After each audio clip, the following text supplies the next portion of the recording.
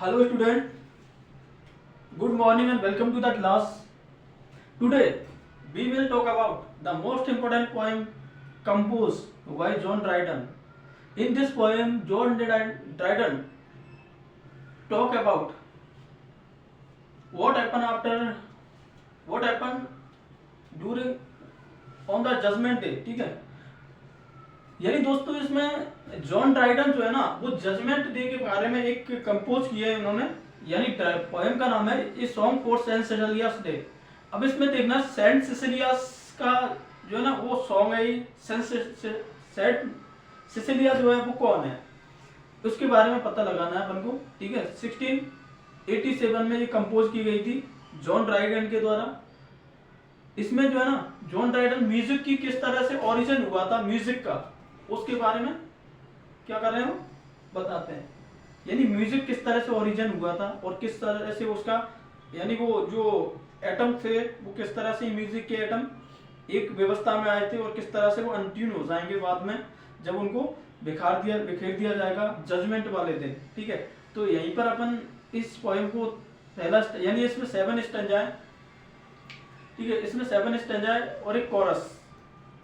ठीक, कोरस है grand coarse जिसको बोलते हैं। उसमें क्या होगा जजमेंट डे के बारे में बताया जाएगा, ग्रैंड कोरस जो है उसमें। तो 7 स्टैंजा जैसे स्टैंजा जो है ना बड़े आएंगे शुरुआत में, 3 स्टैंजा बड़े आएंगे, फिर छोटे छोटे होते जाएंगे, फिर दोबारा से बड़ा हो जाएगा। ऐसे रहेगा कुछ पोएम का जो है ना स्ट्रक्चर। अब देखो पोएम को पढ़ते हैं अपन और समझते हैं। यहाँ पर जो है ना जॉन ड्राइडन के बारे में जान लेते हैं थोड़ा सा, जो राइटर है सॉरी पोएट है उनके बारे में। इनका जो इनकी जो जनरी है लाइफ जनरी 1631 से 17, ठीक है, ये रही थी। ये जो जॉन ड्राइडन है दोस्तों ये जो है ना रेस्टोरेशन एज के राइटर हैं।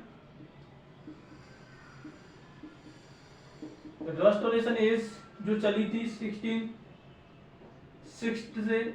और 17, ठीक है, यहां तक रेस्टोरेशन एज रहा था। यानी न्यू क्लासिकल एज में एक एज आती है रेस्टोरेशन एज। ठीक है, उस एज से बिलोंग करते हैं कौन, जॉन ड्राइडन। ठीक है, इन्होंने ये कंपोज की थी Saint song a song for Saint Cecilia's day.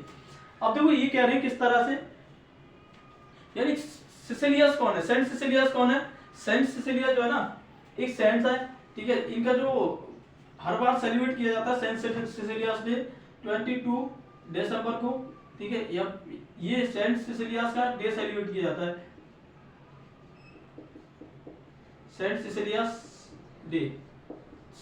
Every year 22 दिसंबर को क्या किया जाता है, सेलिब्रेट किया जाता है सेंट सिसिलियस का डे। अब देखना है यहाँ पर स्टैंजा फर्स्ट आ रहा है अपन का। ठीक है, स्टैंजा फर्स्ट की उसमें पढ़ना है। कह रहे हैं कि from harmony from heavenly harmony, यानी कह रहे हैं फ्रॉम हार्मनी। हार्मनी का मतलब यहाँ पर कॉस्मस। ठीक है, रिलेटेड टू कॉस्मस। ठीक है, कॉस्मो कॉस्मस जो है, ठीक है, डिवाइन कॉस्मस इससे रिलेटेड है। यानी सामंजस्य में, हार्मनी का मतलब होता है सामंजस्य होना, यानी हार्मनी से सामंजस्य, फ्रॉम हार्मनी। ठीक है, हेवनली हार्मनी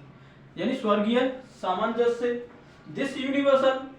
ये जो यूनिवर्सल है ये ब्रह्मांड का जो है ना फ्रेम। ठीक है, फ्रॉम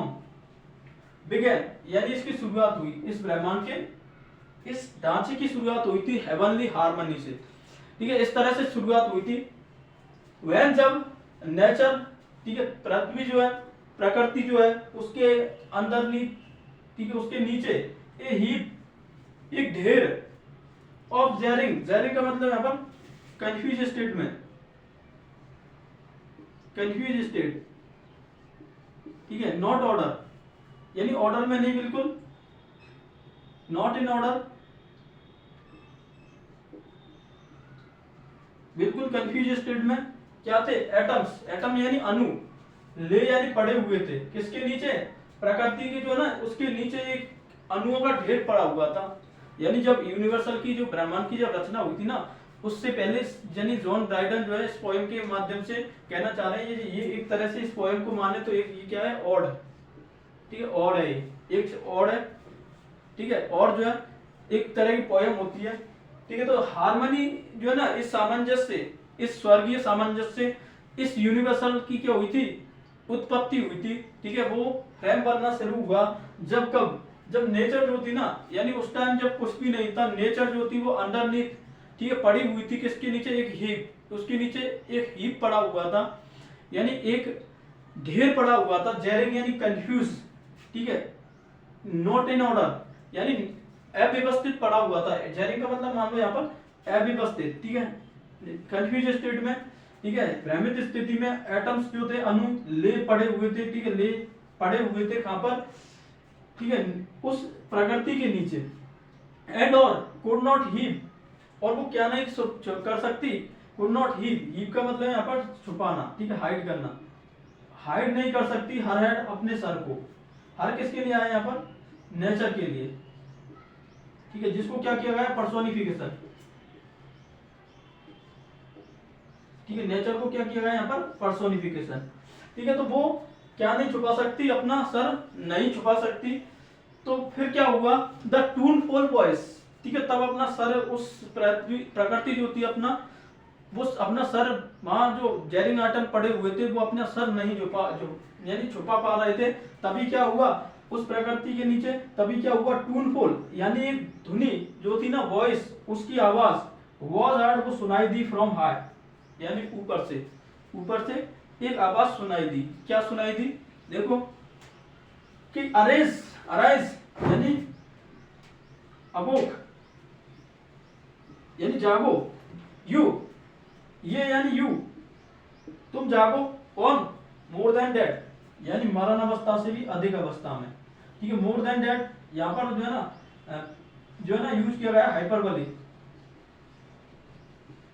हाइपरबली का यूज किया गया, यानी हाइपरबली फिगर स्पीच, यानी मरने से और ज्यादा कौन मर सकता है, ठीक है, यानी वो कह रहे हैं जब एक आदेश आया ऊपर से कि उठो, यू यानी ये, तुम, ये का मतलब यू, मोर देन दैट यानी मरने से भी और ज्यादा मरे हुए हो तुम, तो उठो, ठीक है, इस तरह से। फिर कहने लगे, देन फिर क्या होगा, कॉल्ड यानी ठंडे, हॉट गरम, मॉइस्ट नमीयुक्त, एंड ड्राई और सूखे, ये क्या है, सभी एटम, ठीक है, सभी अणु जो थे ना, इन ऑर्डर वो व्यवस्थित हो गए, ठीक है, व्यवस्था में आ गए, ऑर्डर यानी जमना शुरू हो गए, टू देयर स्टेशन यानी उनके स्थान से लीप, उछलने लगे, ठीक है, लीप यानी क्या है, स्प्रिंग करना यानी उछलना, अब उनके स्थान से क्या करने लगे, उछलने लगे, ठीक है, जब एक आवाज आई, टूनफुल आवाज के, एराइज ये, मोर देन दैट कि जागो, उठो, तुम मरने से भी ज्यादा मरणशील अवस्था में, तो तुम क्या करो, उठो, तभी एक टूनफुल वॉइस जो थी ना, वो आवाज आई और उसका ऑर्डर सबने माना, तभी जो है ना हॉट हो गया, मॉइस्ट हो गया, कोल्ड हो गए और ड्राई हो गए, ये सारे जो एटम्स थे ना, वो इन ऑर्डर में आ गए, व्यवस्थित होने लग गए, ठीक है, क्रम में होने लग गए। देयर स्टेशन लीव यानी अब उनके स्टेशन जो है, उनका जो स्थान है, वहां से वो छोड़कर उनके आदेश का पालन करने लगे, ठीक है, एक साथ आ गए सभी। एंड म्यूजिक्स पावर ओबे, और म्यूजिक की जो है ना पावर, उस ताकत को, उस मजबूती को ओबे करने लग गए, ठीक है, यानी फॉलो करने लग गए, फॉलो किया उन्होंने, कौन कौन ने, कोल्ड, हॉट मॉइस्ट और ड्राई, इन सभी अणुओं ने क्या किया, उस म्यूजिक ने जो कहा ना, उसके जो संगीत था, उस म्यूजिक की पावर जो थी उसको फॉलो करने लग गए, उसके पीछे पीछे चलने लग गए अपने स्थान को छोड़कर। ड्राई, मॉइस्ट और क्या होगा, कोल्ड और एक जो है ना हॉट, ये चारों तत्व जो थे वो अपने स्थान से छोड़कर उसके पालन करने लग गए, ठीक है। तो ये था अपना फर्स्ट स्टेंजा। इसमें कह रहे हैं पॉइंट ने उत्पत्ति जब हुई थी और इसकी ब्रह्मांड की, यूनिवर्सल की, तो कैसे शुरू हुआ था, यानी फ्रॉम हेवनली हार्मनी से शुरू हुआ था इस यूनिवर्सल की उत्पत्ति को, ठीक है। यानी जब क्या हुआ, तब नेचर जो थी वो उसके नीचे एक ढेर था, ठीक है, किनका, अणुओं का, जो क्या नहीं कर सकती, नेचर जो थी अपने आप को छुपा नहीं सकती अपने सर को, तो तभी एक टूनफुल आवाज जो है ना वो ऊपर से सुनाई दी कि अरे उठो, ये मोर देन डेड यानी तुम मरणशील से भी ज्यादा मरे हुए हो। कौन कौन, कॉइल्ड, हॉट, मॉइस्ट और ड्राई, इन अणुओं ने पालन किया उसकी आवाज का, वो अपने स्थान से छोड़कर व्यवस्थित होने लग गए थे और वो फॉलो करने लग गए उस म्यूजिक के पावर को, ठीक है। यहां तक था इसका स्टेंजा। इसके बाद में अभी पूरा स्टेंजा नहीं हुआ है, आगे पहले इसको एक बार देखो, इसके बाद में आगे आएंगे।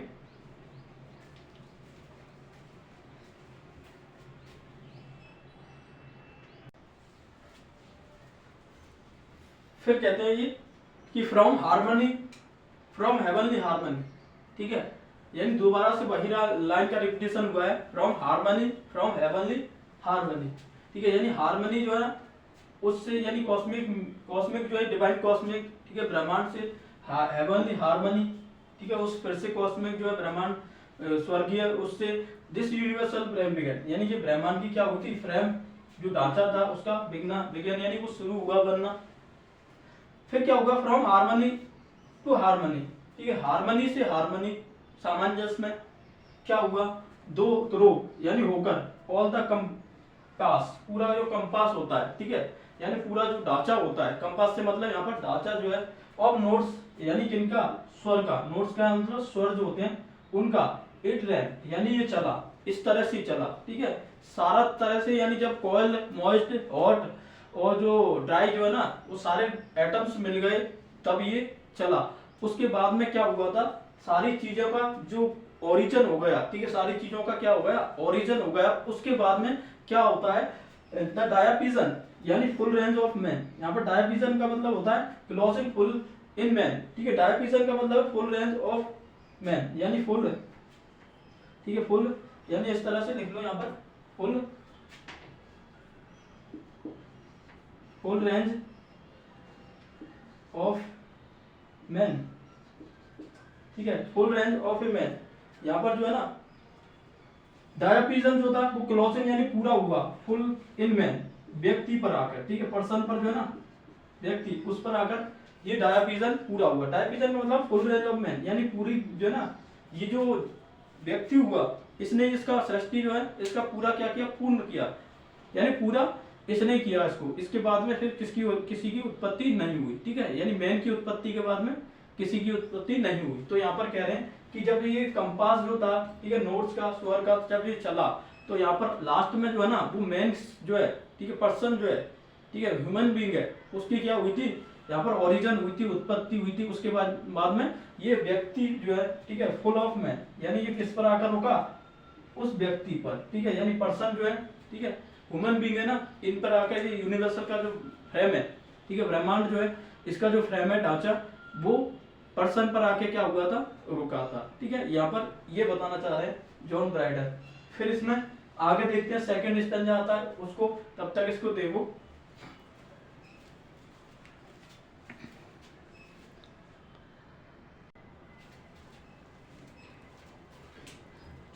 हेलो दोस्तों,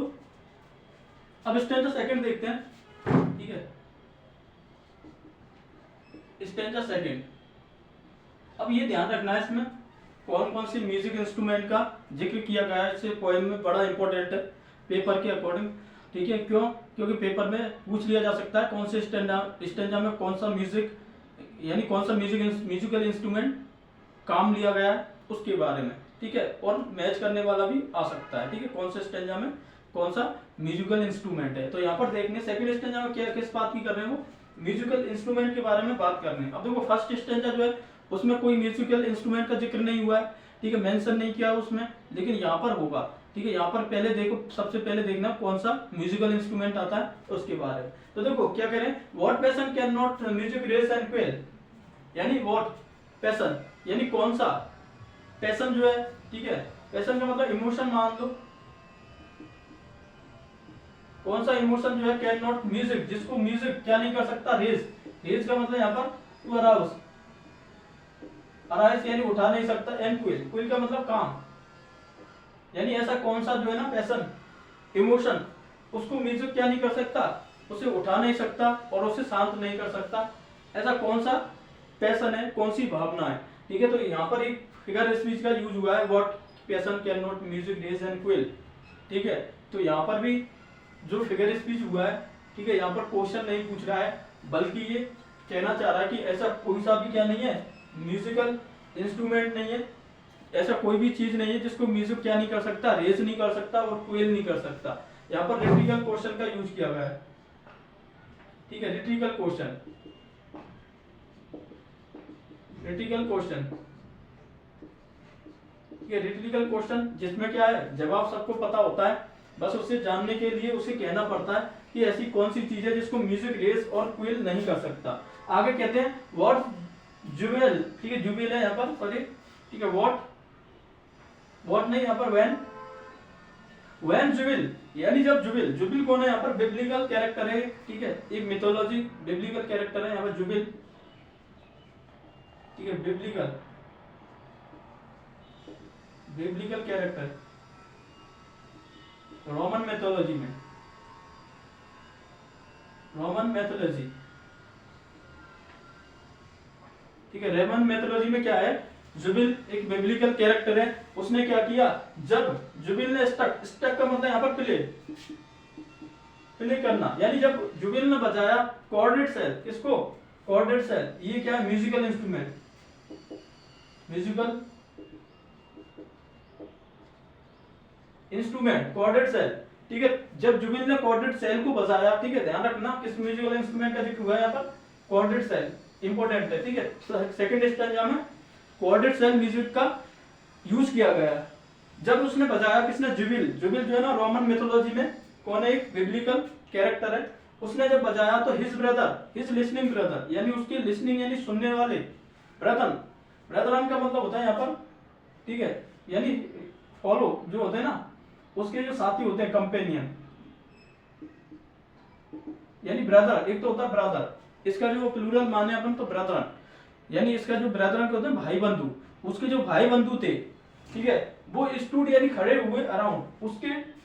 चारों ओर, किसके, जुबिल के चारों ओर, जब जुबिल ने बजाया म्यूजिकल इंस्ट्रूमेंट कॉर्डेड सेल को, तो उसके जो दोस्त थे, उसके कंपेनियन थे या उसके ब्रदरन थे, ठीक है भाई बंधु थे, उसके साथी जो थे, वो चारों ओर खड़े हुए थे उसके, एंड वंडरिंग, और वो आश्चर्य में पड़ गए, ठीक है वंडरिंग करने लग गए, आश्चर्य में पड़ गए, देयर फेस, उनके जो चेहरे थे, फेसेस थे, फेल, वो क्या हो गए, मुंह के बाहर गिर पड़े, ठीक है फेल, ड्रॉप हो जाना, यानी वो चेहरे जो थे ना उनके मुंह के बल गिर पड़े, वो उसको किसको सुनने के बाद, उस म्यूजिकल जो ट्यून थी ना, जब जुबिल ने बजाया था उसको कॉर्डेड सेल को, तब ठीक है उसके जो ब्रदरन थे वो क्या हो गए, आश्चर्य करने लग गए और वो मुंह के बल गिर पड़े, ठीक है फिर कहते हैं द टू वर्शिप, यानी किसके लिए, वर्शिप करने के लिए, ठीक है ब्लेस करने के लिए, पूजने के लिए, किसको, देयर, उनके, सेलेस्टियल साउंड, सेलेस्टियल यानी गॉड, गॉड की जो आवाज है ना, सेलेस्टियल का मतलब क्या होता है, गॉड, उसकी जो आवाज है, साउंड, वॉइस, ठीक है गॉड की जो वॉइस है उसको क्या करने के लिए, पूजने के लिए मुंह के बल गिर पड़े सोचते हुए, जब जुबिल ने बजाया, जुबिल ने जो सेलेस्टियल, ठीक है क्या बजाया, कॉर्डेड सेल, तब ठीक है वो मुंह के बल गिर पड़े। उसके बाद में लेस देन, वो कहने लगे कि less than God, they thought, less than God यानी कम नहीं है, किससे, गॉड यानी भगवान से, ईश्वर से, गॉड से कम नहीं है, थॉट, दे थॉट, उन्होंने सोचा, देयर, यहाँ पर जो कुड नॉट ड्वेल, ठीक है वो जो निवास कर रहा है, इसमें जो ड्वेल कर रहा है ना, हैबिटेट है, जो निवासी है, इसमें क्या है, गॉड से कम नहीं है, कौन, जो इसमें निवास कर रहा है, यानी इसमें जितने भी जो बजाया ना म्यूजिकल इंस्ट्रूमेंट, इसमें जो म्यूजिकल इंस्ट्रूमेंट है ना, इसके अंदर सिर्फ गॉड का निवास हो सकता है और किसी का नहीं, ठीक है जो भी ये बजाया है ना, उस म्यूजिकल इंस्ट्रूमेंट में सिर्फ गॉड का निवास हो सकता है, उस बाकी का किसी का नहीं।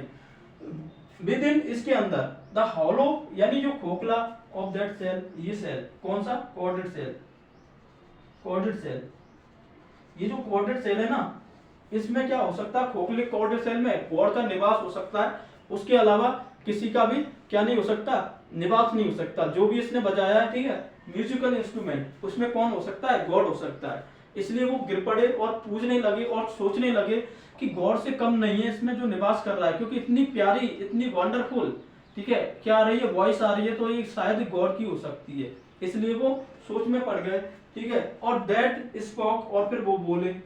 सो स्वीटली, यानी स्पोक यानी इतना जो बोलना है इसमें, सो स्वीटली इतने मधुर तरीके से, एंड सो वेल, और इतने अच्छे से, यानी गॉड की आवाज इतनी मधुर आ सकती है, इतनी अच्छी आ सकती है, जो इस कॉर्डेड सेल में से निकल रही है, ठीक है। तब वो उसे वर्शिप करने के लिए वो इस तरह का सोचने लगे। व्हाट पैशन फिर से आवाज, फिर से दोबारा से भाई फर्स्ट लाइन का जो लाइन थी स्टेंजा की वो दोबारा से रिपीट होती है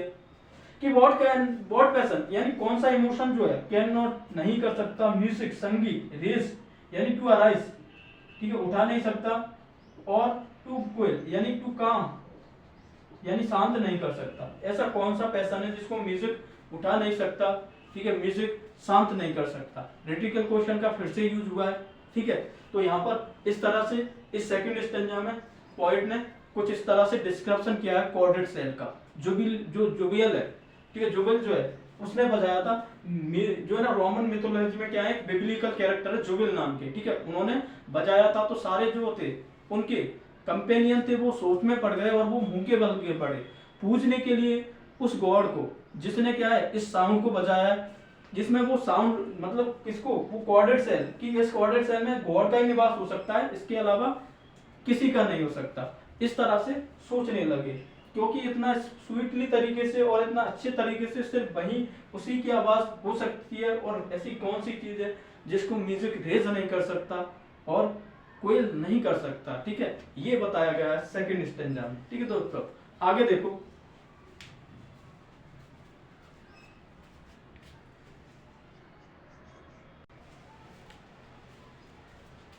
हेलो दोस्तों स्टेंजा थर्ड, इसमें जो है ना स्टेंजा थर्ड मतलब वो छोटे छोटे होते जा रहे हैं, ठीक है यानी बड़े शुरुआत में बड़े थे, अब दो स्टेंजा छोटे हो जाएंगे फिर धीरे धीरे बड़े होते जाएंगे, यानी इस तरह के यानी लाइन बड़ी होती जाएंगी स्टेंजा की। तो देखो इसमें टाइम पीरियड का मेंशन किया है, ठीक है पोएट ने ध्यान रखना थर्ड स्टेंजा में किसका मेंशन किया है, टाइम पीरियड जो है ना तुरई जिसको बोलते हैं अपन उसका स्टेंजा में जिक्र किया है। तो देखो क्या कहते हैं कि ट्रम्पेट्स लाउड क्लैंगर यानी ट्रम्पेट्स जो है, ठीक है तुरई जो है उसकी लाउड यानी तेज, क्लैंगर क्लैंगर का मतलब यहाँ पर लाउड मेटालिक वॉइस, ठीक है इस तरह की आवाज, एक तेजी से चीखती हुई आवाज, चिल्लाती हुई आवाज, ठीक है उस ट्रैम्प की एक्साइट यानी उत्तेजित करती है अस हमें टू आर क्या उठाने पर, आर्म यानी ये होते हैं ना वेपन, हथियार उठाने पर क्या करती है हमें एक्साइट करती है, उत्तेजित करती है, ठीक है उसकी आवाज किसकी, ट्रम्प की यानी तुरई, तुरई की आवाज हथियार उठाने पर मजबूर करती है। जैसे युद्ध में जाते हैं अपन, ठीक है युद्ध में आर्मी होती है उसको आवाज बताई जाती है जब तुरई की, तो वो क्या करती है यानी वो हथियार उठाने पर मजबूर करती है वो आवाज कि हाँ अब एनिमी आने वाला है, अब अटैक के लिए क्या रहो तैयार रहो। ऐसे इसमें कहा गया है कि एक्साइट करती है अस हमें टू आर्म हथियार उठाने पर विद श्रिल यानी उसके जो श्रिल है, श्रिल का मतलब sharp voice, shrill sharp voice, ठीक है यानी तीखी जो आवाज है उसकी, नोट्स इनकी ध्वनि की जो स्वर है उसकी, ऑफ एंगर यानी गुस्से में, फ्यूरी ठीक है गुस्से में क्या करते हैं, मॉर्टल अलार्म यानी वो डेडली डेडली वार्निंग देते हैं, डेडली वार्निंग, ठीक है डेडली वार्निंग देते हैं वो, मॉर्टल अलार्म का मतलब डेडली वार्निंग यानी भयानक चेतावनी देते हैं, ठीक है घातक चेतावनी देते हैं क्या करने को, ठीक है किसके नोट्स, उस म्यूजिकल जो है ना कौन सा ट्रैम्प म्यूजिकल इंस्ट्रूमेंट ट्रैम्प्स के वो क्या करते हैं यानी वो मेटोलिक वॉइस है उसकी तीखी आवाज जो है वो क्या करती है उत्तेजित करती है हमें इस तरह से हथियार उठाने पर, एंड मॉर्टल अलार्म और उसकी जो घातक आवाज अलार्म है, ठीक है वार्निंग है, डबल डबल किस तरह से, डबल डबल डबल बीट, ठीक है यानी डबल डबल डबल बीट इस तरह से आवाज आती है उसमें से किसकी, ड्रम, यहाँ पर ड्रम की आवाज है ये डबल डबल डबल बीट। अब देखो इसमें डबल डबल डबल बीट, पहले तो यहाँ पर अलिट्रेशन का यूज किया गया है, ठीक है पर्सन जो है ना फिगर स्पीच कौन सा है अलिट्रेशन, और दूसरा फिगर स्पीच इसमें double double double beat drum की आवाज होती है, तो जैसी आवाज होती है ओनोमोटोपोइया,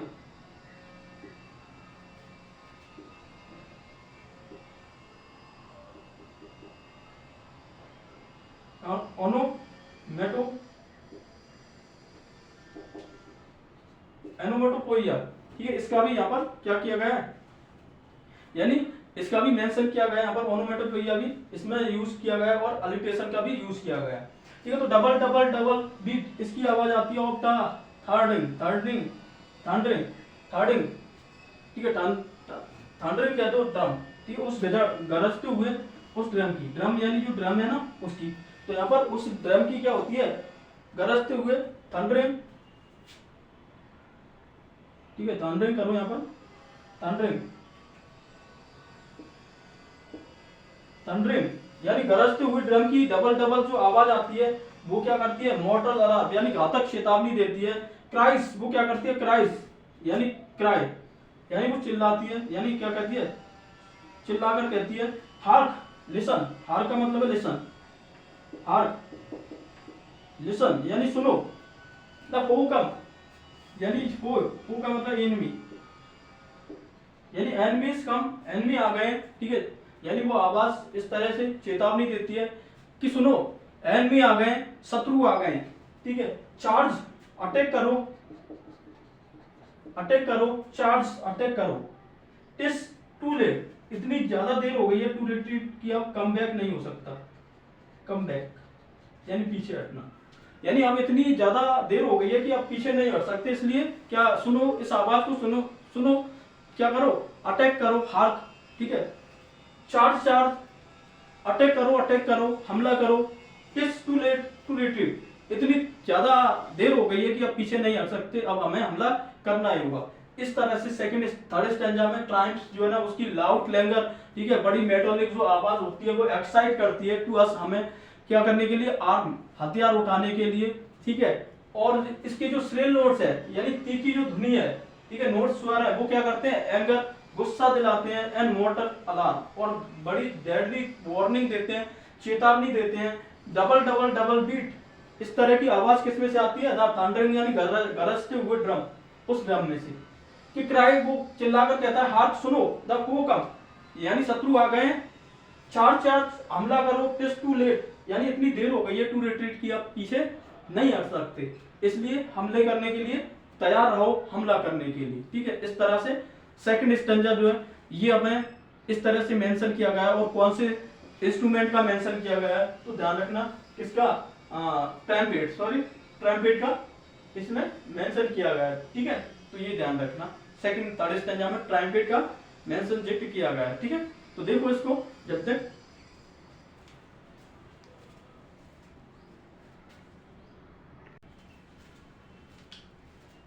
अब इसमें दोस्तों जो है ना, देखो इसमें कहते हैं, यानी स्टैंजा कौन सा है ये, स्टैंजा 4, और यहाँ पर स्टैंजा जो है ना स्टैंजा 5, ठीक है, ध्यान रखना 5, ठीक है, ये 5वें नंबर का, ये 4 नंबर का। अब देखो इसमें कहते हैं कि द सॉफ्ट कंप्लेनिंग फ्लूट, क्या करते हैं, the soft complaining flute in dying notes discover the whose of the woe of hopeless lover whose dirge is worse why the warbling lute. देखो यहाँ पर कह रहे हैं सॉफ्ट यानी बड़ी मुलायम, कंप्लेनिंग टू एक्सप्रेस, एक्सप्रेस, ठीक है, कंप्लेनिंग यानी बताना, ठीक है, कंप्लेनिंग करती है फ्लूट, कौन सी, कंप्लेनिंग करती हुई, बताती हुई फ्लूट, फ्लूट यानी बांसुरी जो होती है ना उसको बोलते हैं फ्लूट। अब इस स्टैंजा में 4 नंबर पर फ्लूट का जिक्र हुआ है, ठीक है, तो सॉफ्ट जो मुलायम, बड़ी मधुर, कंप्लेनिंग, शिकायत करती हुई फ्लूट, वो बता रही है। इन डाइंग यानी fading, fading notes from the लूट, ठीक है, लूट से जो नोट्स निकले हैं, ठीक है, धुंधले नोट्स, उनके बारे में डिस्कवर यानी वो क्या करती है, टू एक्सप्रेस करती है, ठीक है, ओल्ड इंग्लिश में ओल्ड मीनिंग है एक्सप्रेस करना, बताना, ठीक है, डिस्कवर यानी खोजती है, द वो दुखों को, ठीक है, क्या लूट जो है, फ्लूट जो है दुखों को खोजती है, वो यानी दुख, ठीक है, सॉरो ऑफ होपलेस यानी डिसअपॉइंटमेंट, डिसअपॉइंटेड यानी निराशाजनक, लवर्स किनका, प्रेमियों का, ठीक है, लवर जो है उनका क्या करती है, जो फ्लूट है वो क्या कर रही है, यानी कंप्लेनिंग कर रही है, शिकायत करती हुई, ठीक है, ये डाइंग नोट्स जो है, ठीक है, बिल्कुल मरणावस्था में जो नोट्स होते हैं उनको डिस्कवर करती है, उनको अभिव्यक्त करती है। द बोझ यानी दुखों को ऑफ होपलेस, निराशा भरे लवर्स, प्रेमियों के। हुज डर्स जिनका, डर्स यानी एक मॉर्निंग सॉन्ग होता है, ठीक है, यानी एक funeral song, funeral song, funeral song, ठीक है। मॉर्निंग सॉन्ग होता है, एक दुखद सॉन्ग होता है, इन विस्पर्ड, ठीक है, वो कहा जाता है बाय द वार्बलिंग लूट, किसके द्वारा, वार्बलिंग यानी गाकर, लूट, लूट होता है एक म्यूजिकल इंस्ट्रूमेंट, यहाँ पर भी म्यूजिकल इंस्ट्रूमेंट, इससे ही बनाया, लूट से बनाया लायर, ठीक है, एक म्यूजिकल इंस्ट्रूमेंट है जो बैलेट्स में यूज लिया जाता है, ठीक है। तो यहाँ पर कह रहे हैं सॉफ्ट कंप्लेनिंग यानी शिकायत करती हुई जो फ्लूट है, बांसुरी जो है, वो डाइंग नोट्स, उसमें से निकलते हुए जो डाइंग नोट्स है, फेडिंग नोट्स जो है ना, वो डिस्कवर यानी ये अभिव्यक्त करते हैं द वो दुख ऑफ होपलेस यानी निराशाजनक, लवर यानी प्रेमी जो है उनके, हुज जिनके, डर है, मॉर्निंग जो है, मॉर्निंग सॉन्ग जो है, इस विस्पर्ड, ठीक है, वो कहे जाते हैं बाय दी वार्बलिंग लूट यानी उस बजाती हुई, उस गाती हुई लूट, वार्बलिंग का मतलब है संग, गाती हुई लूट, लूट जो इंस्ट्रूमेंट है उससे। तो इसमें भी फ्लूट और लूट दो इंस्ट्रूमेंट का यूज हुआ है फोर्थ स्टैंजा में। फिर यहाँ पर फाइव स्टैंजा आता है कि शार्प बॉयलिंग प्रोक्लेन, ठीक है, यानी शार्प बॉयलिंग, वो तीखी बॉयलिंग जो है प्रोक्लेन यानी ये कहती है, ठीक है, प्रोक्लेन का मतलब से यानी कहती है देयर जेलिस, उनके जेलिस, जेलिस यानी ईर्ष्या से भरे हुए, पैंग्स, पैंग्स का मतलब यहाँ पर पेन, ठीक है, सोरो, पेन जो है, एंड डेस्परेशन, और डेस्परेशन का मतलब वही, ठीक है, होपलेस, ठीक है, दुख, निराशा, सोरो, ठीक है, उनके दुख दर्द को क्या करती है, वो प्रॉब्लम करती है कौन, बॉयलिंग। अब इसमें फाइव स्टैंजा में बॉयलिंग का यूज हुआ है देयर जेलियस पेन, उनके पेन जो है दुखों को, एंड डेस्परेशन और सोरो जो है उनको,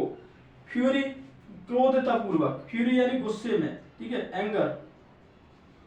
फ्यूरी का मतलब है एंगर में, फ्रैंटिक इंडिग्नेशन, ठीक है, फ्यूरी फ्रैंटिक्स, ठीक है, फ्यूरी फ्रैंटिक्स इसका जो मतलब होता है ना, वो फ्यूरी फ्रैंटिक्स यानी उसके इंडिग्नेशन यानी बताने में, ठीक है, फ्यूरी फ्रैंटिक्स इंडिग्नेशन जो है उसमें, डेप्थ ऑफ पैशन, किसमें, डेप्थ ऑफ पैशन यानी गहराई में, passion, passion sorry pain, pain यानी दुख की गहराई में, एंड हाइट और ऊंचाई में ऑफ पैशन, पैशन का मतलब वही इमोशनल, इमोशन की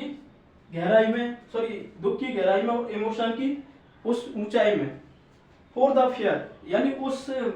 नहला के लिए, ठीक है, उस फियर के लिए यानी उस गोरी चिट्टी, डिसडेनफुल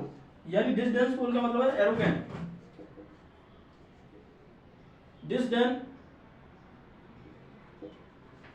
डिसडेनफुल इसका मतलब एरोगेंट,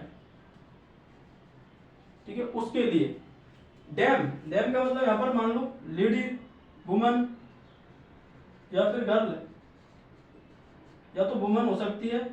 या फिर गर्ल, ये क्या है इसके बारे में बताया गया है, ठीक है, यहाँ पर ये बता रहे हैं। तो यहाँ पर शार्प बॉयलिंग जो है वो घोषणा करती है देयर जेलिस पेंग यानी अपने उस जेलिस पेंग को, एंड डेस्परेशन, ठीक है। तो ये इसमें इस तरह से, तो देखो दोबारा इसको,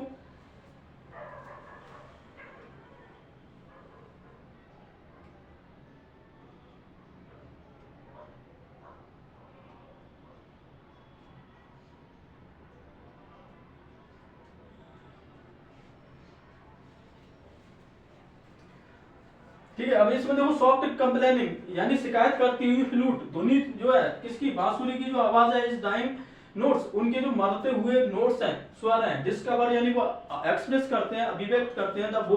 दुख को ऑफ हॉपलेस लवर यानी नाउम्मीद से भरे हुए लवर प्रेमियों के, हु जिनका दर्द जो है, ठीक है, गीत जो है कौन सा फ्यूनरल सॉन्ग है, इस विस्पर्ड, वो क्या कह रहा है, कह रहा है बाय द वार्बलिंग लूट, किसके द्वारा, उस गाने से जो वार्बलिंग लूट से बजाया जा रहा है। शार्प बॉयलिंग, अब फाइव में कह रहा है, फाइव स्टैंजा में शार्प बॉयलिंग यानी जो बॉयलिंग जो है, तीखी बॉयलिंग प्रॉब्लम ये कहती है देयर जेलिस, उनके जो ईर्ष्या से भरे हुए पैंग्स यानी दुख है, इमोशन है, एंड डेस्परेशन और वो दुख है, ठीक है, वाई फ्यूरी गुस्से में, फ्रैंटिक्स इंडिग्नेशन इसका मतलब है वाइल्ड एंगर, ठीक है, एक सेल्फिश जो है ना वाइल्ड, एक जंगली गुस्से में, डेप्थ ऑफ पेन यानी गहराई में, दुख की में, हाइट ऑफ पैशन और ऊंचाई में, उस इमोशन की में, फॉर द फियर उन गोरी, डिसडेनफुल, एरोगेंट, डैम यानी उस वुमन के लिए गाए जा रहे हैं, उससे कहे जा रहे हैं, उनके बारे में घोषणा करती है कौन, बॉयलिंग, ठीक है, बॉयलिंग घोषणा करती है यहाँ पर, ऐसा पॉइंट कहते हैं इसमें, ठीक है। तो यहाँ पर इस फाइव स्टैंजा और फोर स्टैंजा अपन ने कंप्लीट कर लिया है। अब इसमें बचता है एक स्टैंजा, ठीक है, 2 स्टेंजा बचते हैं और एक ग्रांड कोरस बचता है। ठीक है, तब तक इसको देखो।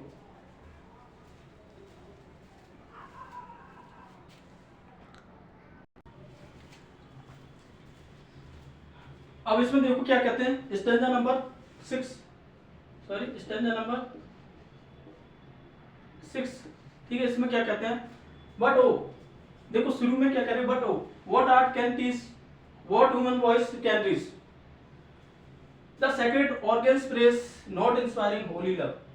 अब देखो क्या कह रहे हैं, व्हाट, लेकिन O what can art teach और व्हाट ह्यूमन वॉइस रीच। इन दोनों स्टेंजा में, सॉरी दोनों लाइनों में 2 फिगर स्पीच यूज हुए हैं। पहली बार तो रिट्रिकल क्वेश्चन, रिट्रिकल क्वेश्चन, और दूसरी बात एनाफरा। अनाफरा क्या है, शुरुआत की एक जैसी लाइन, यानी एक ही वर्ड से लाइन की शुरुआत होती है, एक ही चीज से, ठीक है, एक ही वर्ड से लाइन की शुरुआत होती है, उसे अनाफरा कहते हैं। और क्वेश्चन जो रेट्रिकल क्वेश्चन होता है वो इस तरह का जवाब पूछता है, जो सब जानते हुए भी इस तरह का क्वेश्चन पूछता है। ठीक है, तो वहां पर देखो, ओ व्हाट आर्ट, कौन सी कला जो है कैन टीच, वो सिखाती है, सिखाई जा सकती है या सिखा सकती है। व्हाट ह्यूमन, कौन सी मानवीय वॉइस आवाज है, कैन रीच, जो पहुंच सकती है, ठीक है,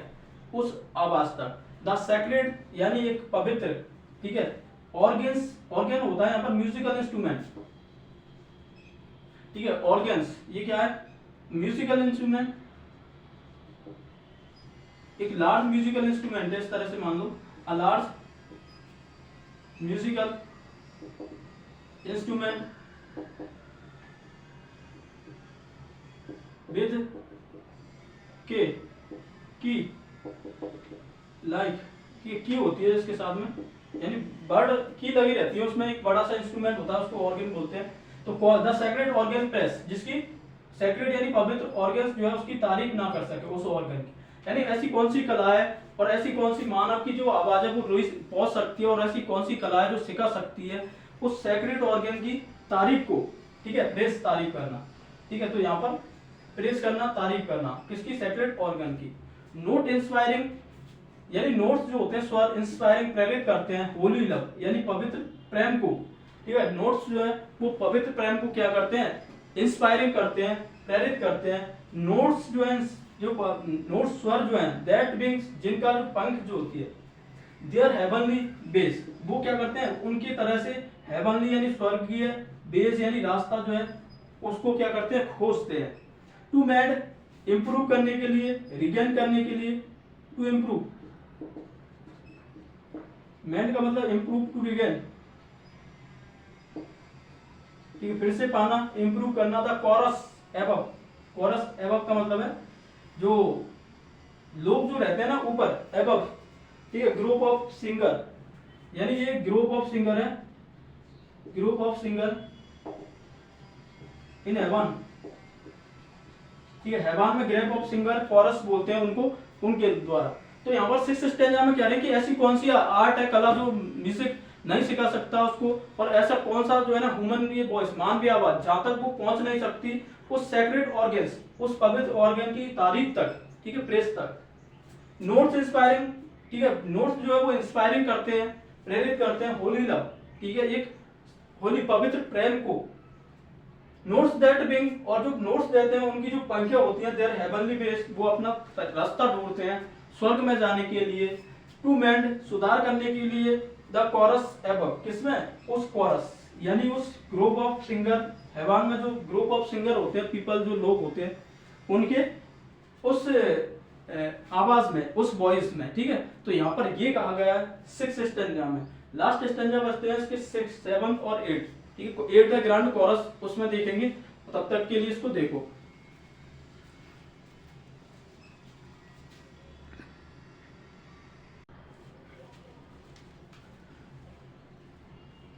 अब इसमें स्टेंजा जो है ना, स्टेंजा नंबर 7,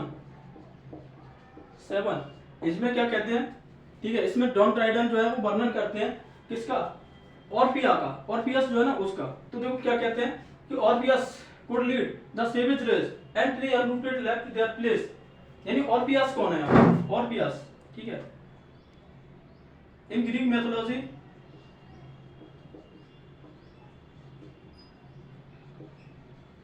ऑर्फियस जो है ना, Orpheus was a musician,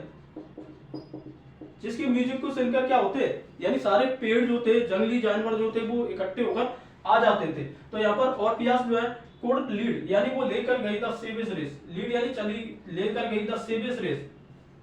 lead savage race, यानी सेवेज रेस जो है ना वाइल्ड एनिमल, यहाँ पर वाइल्ड एनिमल कह दो, ठीक है, इनको, ठीक है, वाइल्ड एनिमल को एंड ट्रीज और पेड़ों को अनरूटेड।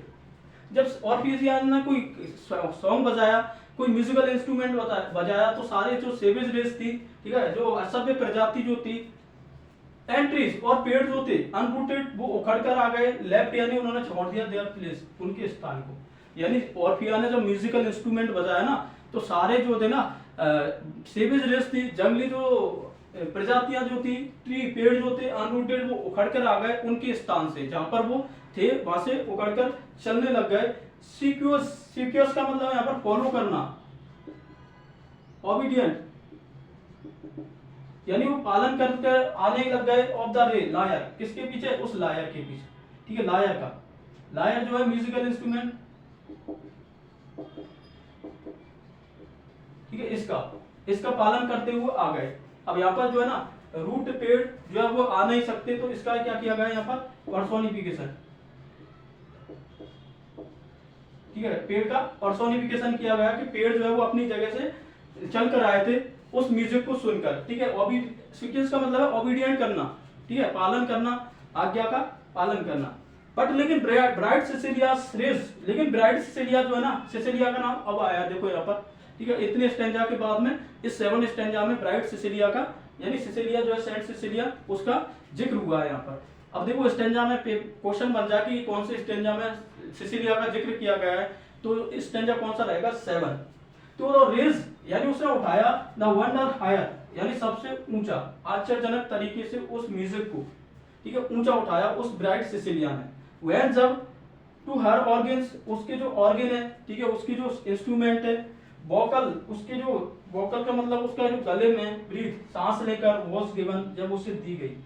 जब सांस लेकर उसने बजाया म्यूजिकल इंस्ट्रूमेंट, तब वहां पर उसने म्यूजिक जो था सिसिलिया ने उसको ऊंचा उठाया। एंड एंजिल, और जो एंजिल जो थे, फरिश्ते जो थे, हर्ड, उन्होंने सुना, स्टेट, तो वो क्या हुए, स्टेट यानी सीधा, अपीयर, प्रकट हो गए, आ गए, ठीक है, कम,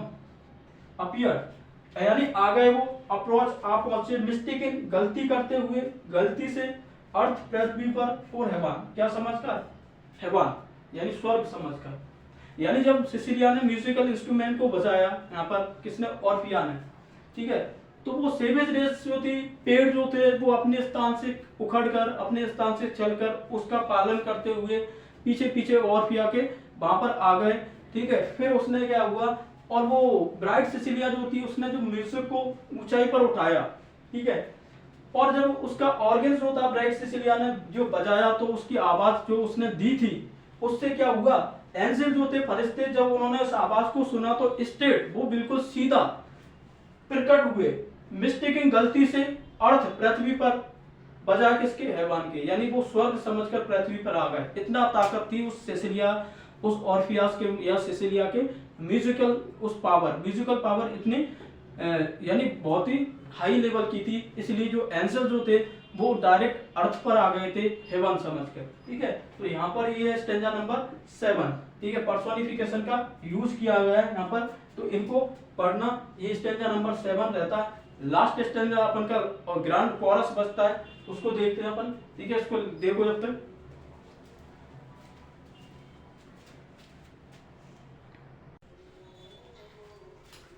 हाँ, इसका मतलब ये जो है ना वो ग्रांड कोरस है, ठीक है, ग्रांड कोरस, ग्रांड कोरस, ठीक है, ग्रांड कोरस,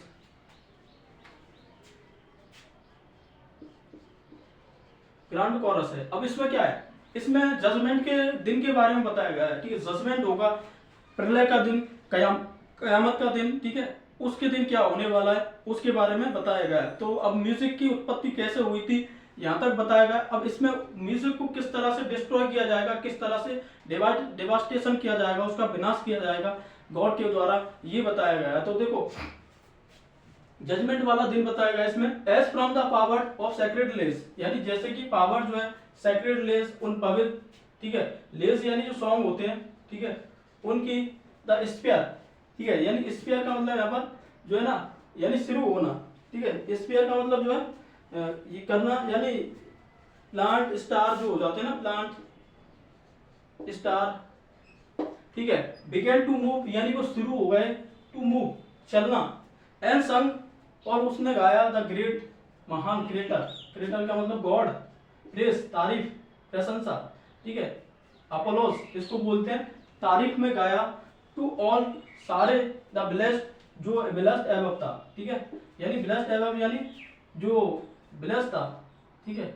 यानी ऊपर से जो आवाज आई थी ब्लेस्ड एबव, ठीक है, यहाँ पर ऊपर से जो लिव इन हेवन, ठीक है, यानी स्वर्ग में जो रहते हैं, सो इसलिए वैन इसी प्रकार से, ठीक है, सो यानी इसी प्रकार से, वैन जब द लास्ट अंतिम ड्रेडफुल आवर यानी भयानक समय आएगा, ठीक है, लास्ट ड्रेडफुल आवर इसका मतलब है जो प्रलय की जो घड़ी है, अंतिम घड़ी आएगी, दिस क्रम्बलिंग पैगन, इस क्रम्बलिंग पैगन, पैगन का मतलब क्या है, यानी वर्ल्ड, ठीक है, ये जो वर्ल्ड है, ठीक है, ये जो वर्ल्ड है, सेल डेवर, इसे क्या कर लिया जाएगा, डेवर ईट करना, डिस्ट्रॉय करना, यानी इसे निकल दिया जाएगा, डिस्ट्रॉय कर लिया जाएगा, द ट्रम्पेट और जो तुरई जो है, सेल बी हर्ट वो सुनाई देगी, ऑन हाई ऊंची आवाज में, ठीक है, ऊंची आवाज में सुनाई देगी, फिर क्या होगा, द डेड सेल लिव, जीवित जो है, डेड जो है मृत जो है वो लिव यानी वो जिंदे हो जाएंगे, एंड लिविंग डाई और जो जीवित है वो मर जाएंगे, यानी क्रिश्चियन में, ठीक है, इस्लाम में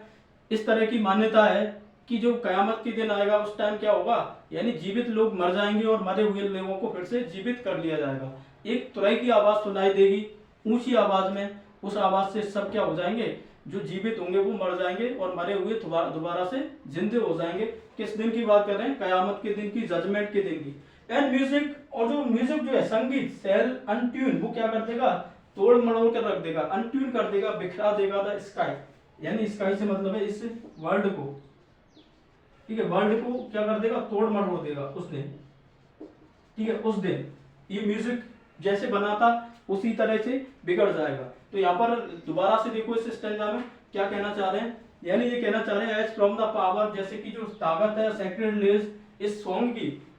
द स्फीयर यानी जो स्टार जो तारे जो होते हैं, बिगेन टू मूव यानी वो चलना शुरू हो गए, एज संग और गाने लगे, द ग्रेट क्रिएटर उस महान जो क्रिएटर यानी उत्पत्ति करने वाला,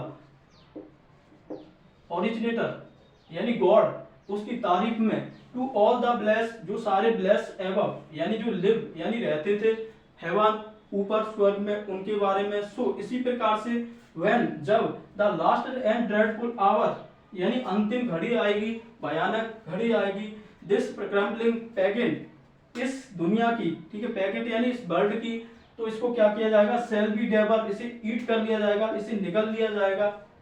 द ट्रम्पेट और जो तुरई जो होगी, ठीक है, ट्रम्पेट जो होगी, सेल बी हर्ड वो सुनाई जाएगी, ऑन हाई यानी ऊंचाई में, यानी लाउड आवाज में, लाउड वॉइस, ठीक है, ऊंची आवाज में, द डेड सेल तो क्या होगा, डेड सेल लिव जीवित जो मृत जो है वो जीवित हो जाएंगे, and the living are die and living die और जो जीवित है वो मर जाएंगे, and music shall untune the sky और म्यूजिक क्या कर देगा, अनट्यून कर देगा इस दुनिया को, ठीक है, अनट्यून यानी बिल्कुल तोड़ मरोड़ देगा इस दुनिया को। उसमें क्या किसके बारे में कहा गया है, यहाँ पर दोबारा से देखते हैं इसको, यानी एक ही लाइन में बता देते हैं इस पूरी लाइन में, जजमेंट का दिन, जजमेंट डे, ठीक है, जजमेंट डे के बारे में चर्चा की गई है इसमें। तो ये जजमेंट डे के बारे में ग्रांड कोरस बनाया गया, ठीक है। ऐसे सेंट सिसिलिया जो है इसका जो इस तरह से सॉन्ग था, उसमें ऐसे बताया गया, इसमें म्यूजिकल इंस्ट्रूमेंट अलग अलग तरीके से यूज किए गए, लास्ट में 7 स्टैंजा तक उसमें बताया गया, और लास्ट में 8th स्टैंजा जिसको बोलेंगे अपन ग्रांड कोरस बोलेंगे, उसमें क्या किया गया, जजमेंट वाले दिन का जिक्र किया गया, मेंशन किया गया। तो यहाँ पर ये Saint Cecilia song for Saint Cecilia's day poem जो है ठीक है, जॉन ड्राइडन के द्वारा कंपोज की गई है, यहाँ पर कंप्लीट होती है। एक बार फिर से इस वीडियो को जरूर देखना ताकि अपन को समझ में आए। Thank you and have a wonderful day. Thank you.